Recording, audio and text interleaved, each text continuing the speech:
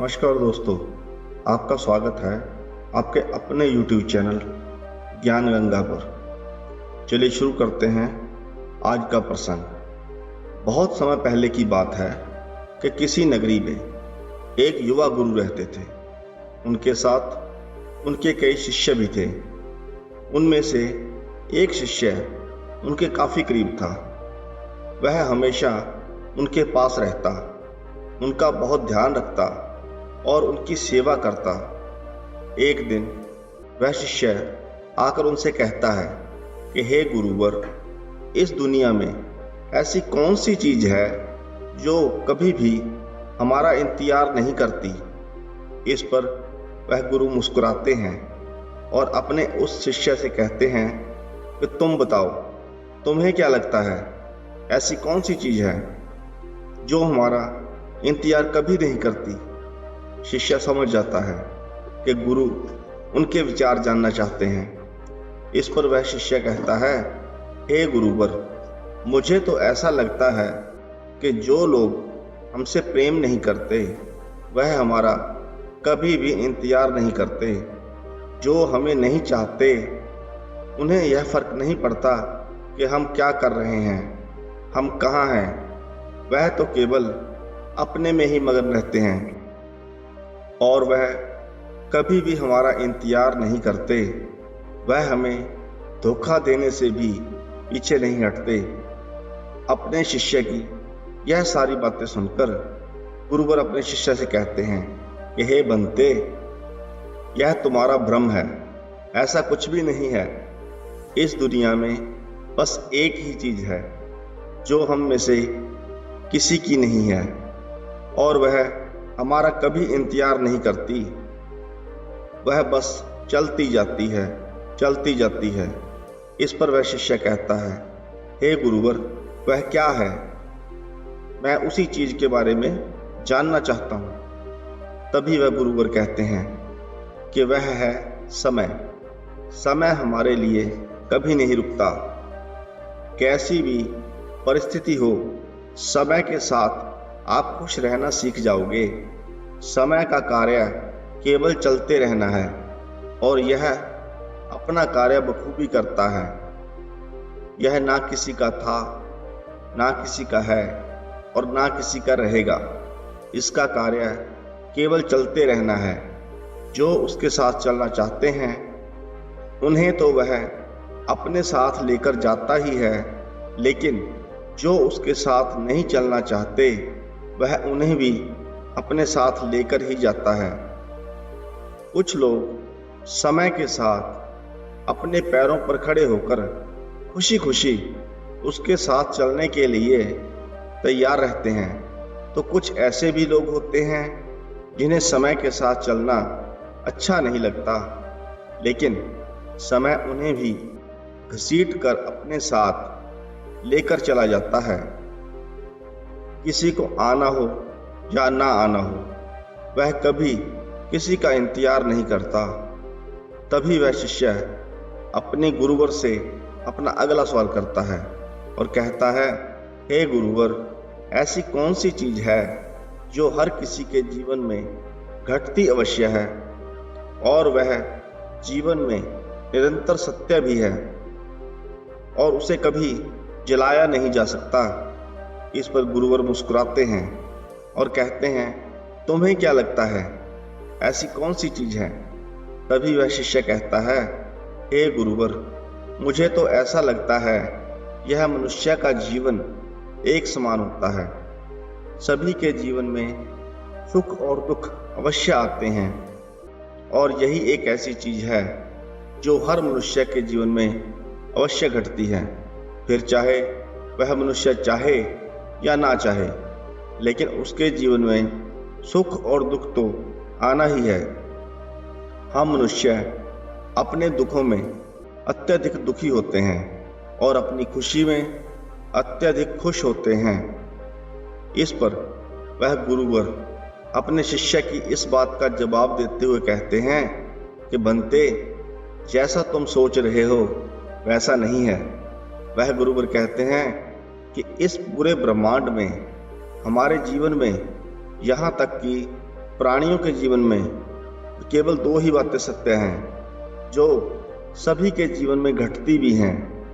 वह है किसी का भी जन्म लेना और अनिवार्य तौर पर मृत्यु को प्राप्त हो जाना।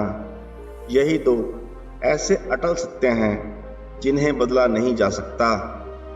इसके अलावा और जो भी तुम जानते हो वह सब भ्रम है, मिथ्या है, और जिनके बारे में भी तुम जानते हो यह सारे भ्रम हम मनुष्य के द्वारा ही बनाए गए हैं। और जैसा कि तुम कह रहे थे कि हम मनुष्यों के जीवन में सुख और दुख ऐसी चीज है जो अक्सर घटती है, तो मैं तुम्हें यह बताना चाहूँगा कि यह तुम्हारा एक भ्रम है। सुख और दुख हमारे जीवन में होना यह हमारा एक भ्रम ही है, क्योंकि इसके निर्माता हम खुद ही तो हैं। इस पर वह शिष्य कहता है, हे गुरुवर, यह आप कैसी बातें कर रहे हैं? एक मनुष्य जो अपने बचपन काल से अपने मृत्यु के समय तक अपने पूरे जीवन काल में दुखों को छोड़कर केवल सुख बटोरने में ही लगा रहता है, और आप इसे मिथ्या कह रहे हैं, आप इसे भ्रम बता रहे हैं। और यदि यही सच है तो इसका अर्थ यह हुआ कि हम में से हर एक मनुष्य एक भ्रम में जी रहा है। इस प्रकार तो हर एक व्यक्ति का जीवन पूरी तरह से व्यर्थ हो जाएगा। और गुरुवर, यदि यही सच है तो फिर मुझे आप ही बताने की कृपा करें कि सत्य क्या है। इस पर वह गुरुवर कहते हैं, हे भंते, हम मनुष्यों के जीवन में सुख और दुख नाम की कोई चीज नहीं होती है। इसे तो हम ही निर्मित करते हैं। यदि कुछ सत्य है तो वह केवल जन्म और मृत्यु ही है, और इन दोनों के बीच में जो हम मनुष्यों को जीवन मिलता है उस पूरे जीवन काल में हम मनुष्य केवल सुख बटोरने के पीछे लगे रहते हैं और दुखों से पीछा छुड़ाते रहते हैं। लेकिन सच तो यही है कि हमारे जीवन में सुख और दुख नाम की कोई चीज नहीं है।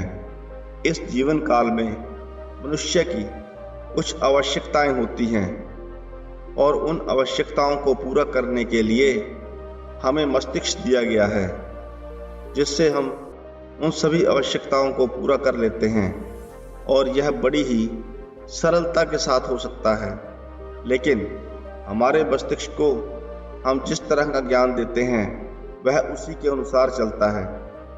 अधिकतर ज्ञान आसान चीज़ों को कठिन बना देता है, और जब वह कठिनाइयाँ हमारे सामने खड़ी होती हैं तो हमें लगता है कि हमारे जीवन में ही सबसे बड़ा दुख है, जिस वजह से हम परेशान होते हैं।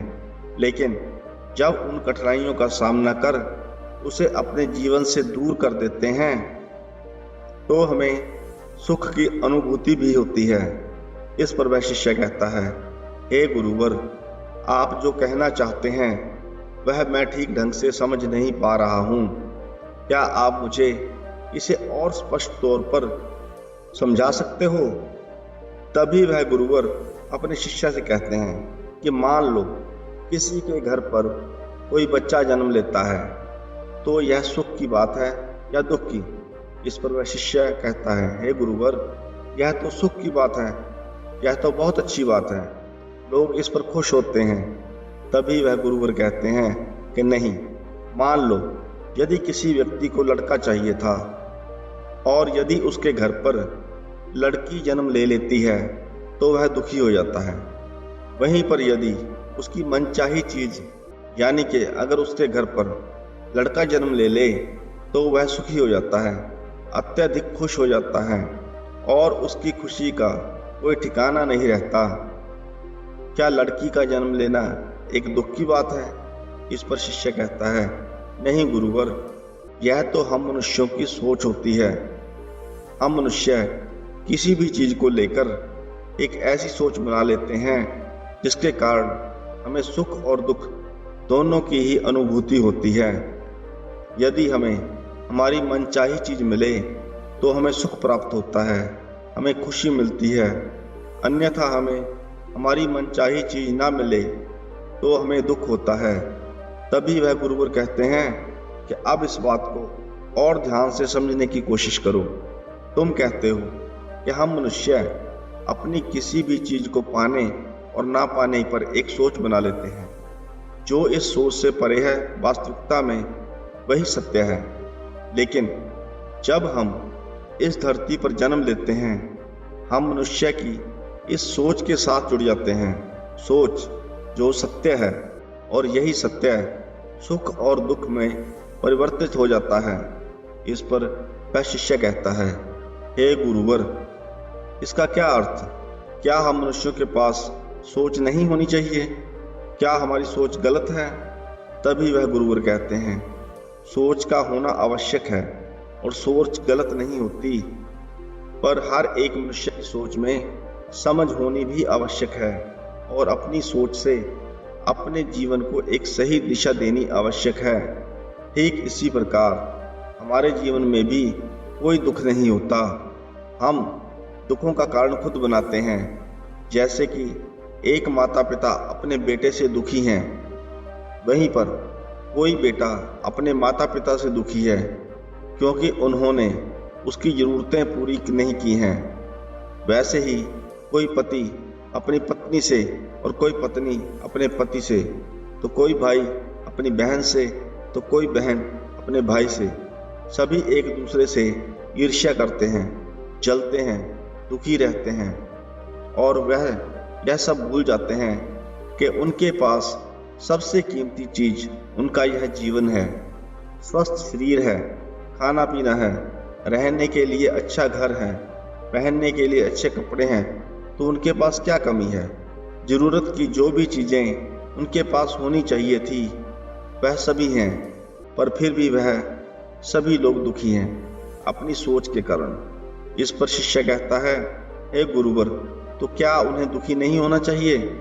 जब मैं अपने सांसारिक जीवन में था तब मेरी पत्नी भी मुझ पर रोब जमाती थी, मुझे नीचा दिखाने की कोशिश करती थी। मेरी किसी भी बात का वह सीधे मुंह जवाब नहीं देती थी। वह मुझे हमेशा दूसरों के सामने दबाने की कोशिश किया करती थी। तभी इस पर वह गुरुवर कहते हैं कि बनते, हमारे जीवन में सुख और दुख यह एक भ्रम है। दुख का कोई भी कारण नहीं होता। यह जो हमारी सोच है वही हमारे दुखों का कारण बन जाती है। पत्नी चाहती है कि उसका पति उसकी बात सुने, उसकी बात माने, और वहीं पर पति भी यही चाहता है कि पत्नी उसकी बात माने, उसकी बात सुने, उसकी बातों पर अमल करे। जहाँ एक पति चाहता है कि उसकी पत्नी उसके घर वालों से मिलजुल कर रहे, वहीं पर उसकी पत्नी यह चाहती है कि उसका पति उसके साथ कहीं और चल कर रहे, अपने घर वालों को छोड़ दे, ताकि वह एक दूसरे के साथ रह सकें, समय बिता सकें।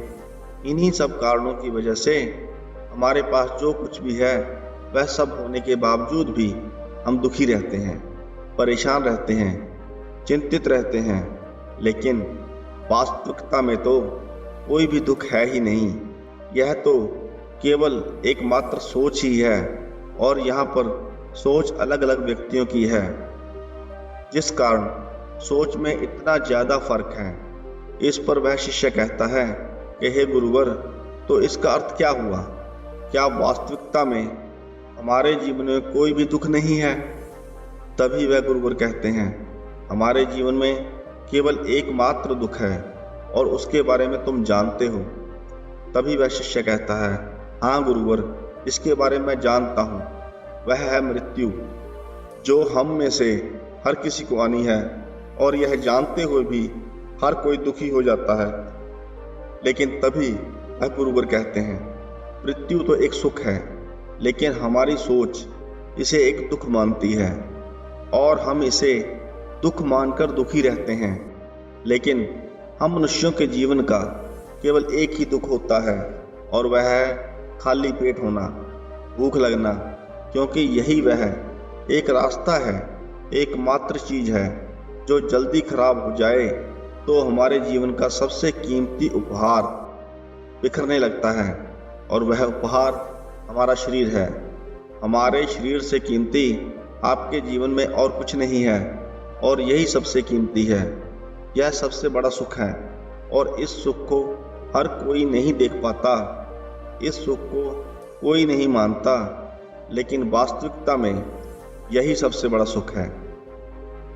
हम इस जीवन में भ्रम में जीते हैं और हमें तो लगता है कि हमारे लिए स्वादिष्ट भोजन एक सुख है, लेकिन वास्तविकता में तो भोजन यदि स्वादिष्ट ना भी हो तब भी चल जाएगा, क्योंकि आपका पेट भरेगा, आपके शरीर को आपको पोषण मिलेगा, आपके शरीर को आहार मिलेगा, जो वास्तविकता में एक सुख है, लेकिन हम अपनी सोच के परे देख नहीं पाते।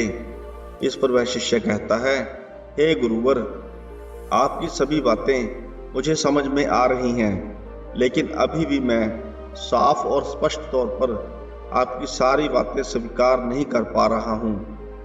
मेरा मन आपकी इन बातों को स्वीकार नहीं कर रहा है। मुझे कोई ऐसा मार्ग बताएं जिससे मैं इन सारी चीज़ों को सोचकर देख सकूं, वास्तविकता को देख सकूं। तभी वह गुरुवर कहते हैं, अगर ऐसी बात है तो इसका अनुभव तुम्हें खुद ही लेना होगा।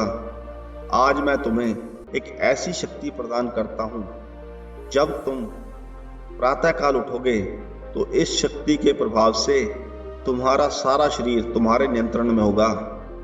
हमारे इस शरीर को चलाने का जो नियंत्रण प्रकृति ने जो अपने हाथों में ले रखा है, वह नियंत्रण भी तुम्हारे हाथों में होगा। एक एक करके तुम अपने सारे अंगों को, अपने सभी सोच विचारों को खुद से नियंत्रित कर सकोगे, लेकिन एक ऐसी चीज है जिस पर तुम्हारा कोई नियंत्रण नहीं होगा, और वह है मृत्यु। इतना कहकर वह गुरुवर वहां से चले गए और वह शिष्य भी अपनी कुटिया में सोने के लिए चला गया।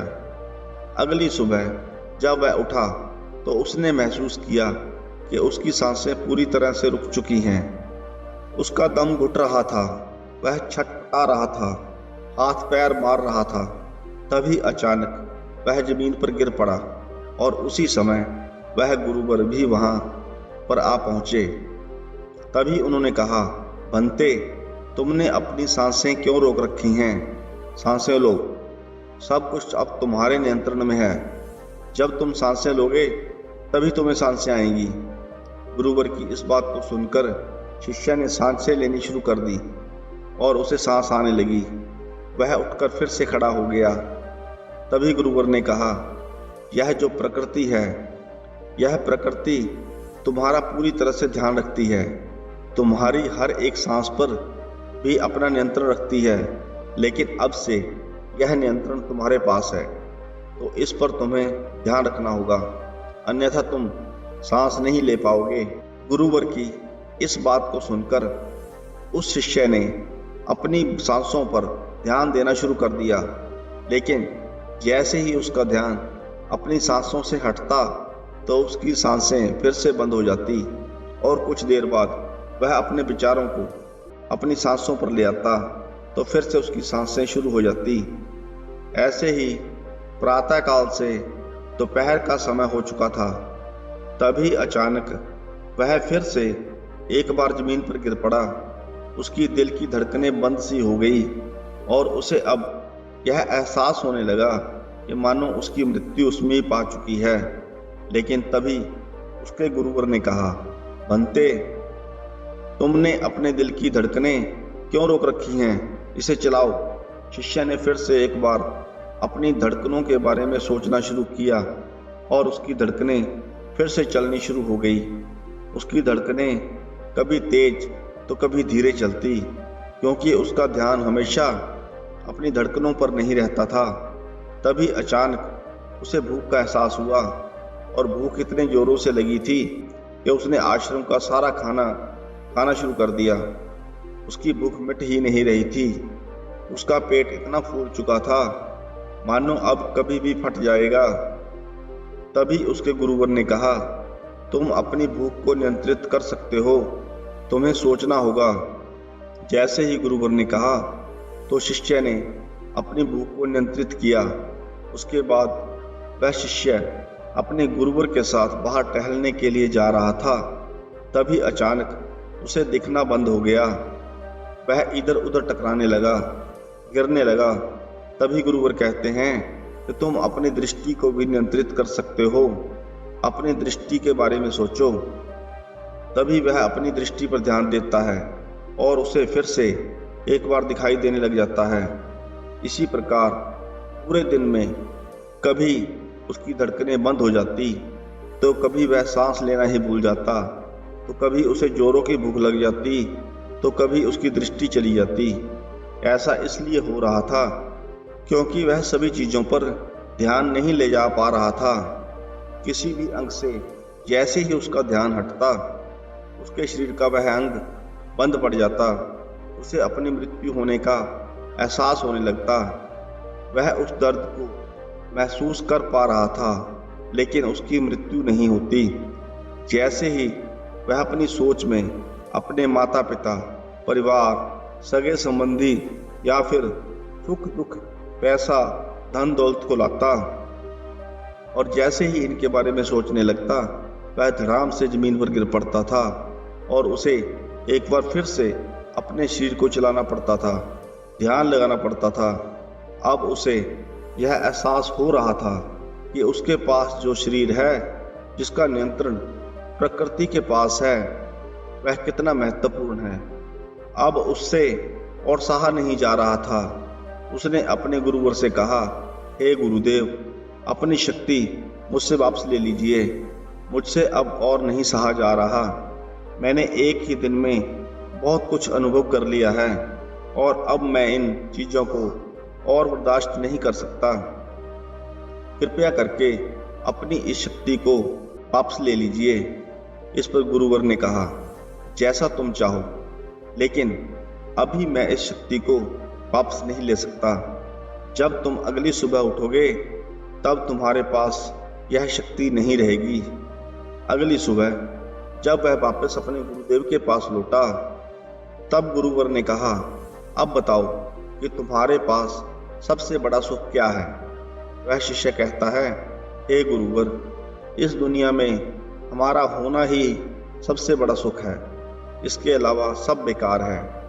इसके अलावा हम में से अधिकांश लोग हमेशा शिकायत करते रहते हैं कि भगवान ने हमें कुछ नहीं दिया, हमें गरीब बनाया। लेकिन वास्तविकता तो यही है कि उन्होंने हमें वह सब कुछ दिया है जो हमारे पास होना चाहिए था। इसके लिए हमें उनका धन्यवाद करना चाहिए। लेकिन हम केवल अपने दुखों पर ही ध्यान दिए रहते हैं। हम उनका धन्यवाद कभी नहीं करते। वह दुख जिनके लिए हम स्वयं ही जिम्मेवार हैं, यह सुख और दुख दोनों ही बन जाता है। और जिस प्रकार हमारा यह जीवन, हमारा यह शरीर एक सुख है, लेकिन हमारी सोच के कारण यह सुख और दुख दोनों में बदल जाता है, ठीक उसी प्रकार मृत्यु होना भी एक सुख ही है। लेकिन हम मनुष्यों की सोच के कारण यह सुख दुख में परिवर्तित हो जाता है। यदि हमारी सोच सही है और हम सोच के परे देख सकते हैं, तो मृत्यु भी एक सुख है, अन्यथा यह भी हमारे लिए एक दुख ही है। तो हमारे जीवन में ना सुख है ना दुख है, केवल हमारा जीवन है जो एक सुख है।